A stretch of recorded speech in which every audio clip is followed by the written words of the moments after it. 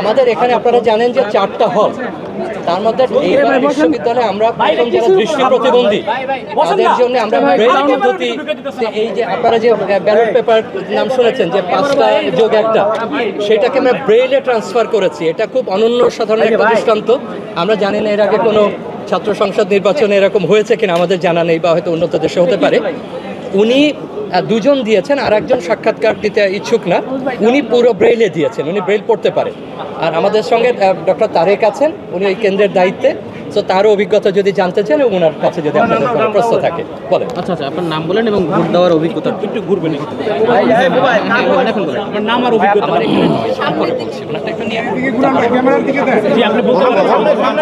হ্যাঁ, আসসালামু আলাইকুম।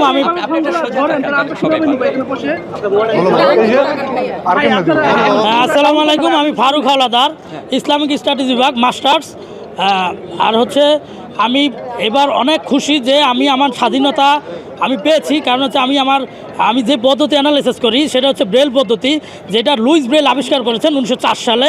সেই ব্রেলের মাধ্যমে আজকে ঢাকা বিশ্ববিদ্যালয় 2025 সালে আমি এই উদয়ন স্কুলে এসে, আমি সূর্যসন হল থেকে এসে আজকে আমার শান্তি মতো, আজকে আমার স্বাধীনতায় আমি আমার ইচ্ছা মতো আমি ভোট দিতে পেরেছি। এই জন্য ডাকসু কর্তৃপক্ষ এবং এটা নিয়ে যারা আমাদেরকে উদ্বুদ্ধ করেছে তাদেরকে আমি অন্তরস্থল থেকে দোয়া এবং প্রার্থনা করি তাদের জন্য। এটা আমার কাছে চমৎকার অভিজ্ঞতা হয়েছে যে আজকে আমি সুন্দরভাবে আমি যেভাবে এই বেলা থেকে পড়াশোনা করে এসেছি, সেই লেখাটা আজকে, সেই পড়াটা আজকে আমি অ্যানালাইসিস করে নিজে সবার সামনে উপস্থাপন করতে পেরেছি। আপনার জানা মতে অন্য কোনো দেশে কি এরকম ছাত্র ইউনিয়ন নির্বাচনে যায় ব্রেল পদ্ধতিতে? আমরা তো জানি ব্রেল পদ্ধতিতে আমি এখন পর্যন্ত অন্য বিশ্বে বা আমাদের পার্শ্ববর্তী দেশ ভারত বলেন, সেই দেশও আমি এখন পর্যন্ত শুনিনি। তবে ব্রেল পদ্ধতিতে না হলেও ব্রেল অন্যান্য মানুষ আর কি অন্যান্য কিছু করে থাকেন। তবে আমরা আশা করব এবং বিশ্বাস করি যে জাতীয় ইলেকশনও যাতে আমাদের ব্রেল পদ্ধতিতে নেওয়া হয়। আমরা দেখি যে যারা হচ্ছে অন্য ভোটার, সাধারণ ভোটার, ওরা কিন্তু ক্রস চিহ্ন দেয়। আপনি আমি আমার নাম্বারটা তাকে বা সংখ্যাটা আমি তাকে বলেছি যে এই যে সংখ্যা আমাদের সহায়ক, সবসময় সহায়ক লাগে, কিন্তু যেহেতু আমরা এই পদ্ধতিতে প্রায় ইন্টারমিডিয়েট পর্যন্ত, ক্লাস 1 থেকে ইন্টারমিডিয়েট পর্যন্ত এই পদ্ধতিতে গবেষণা করে আসছি, সেই ক্ষেত্রে আমি আমার এই পদ্ধতিকে নাম্বারিং সিস্টেমের মাধ্যমে আর কি আমি ওকে বলেছি, অনেক প্রশ্ন দিয়েছি।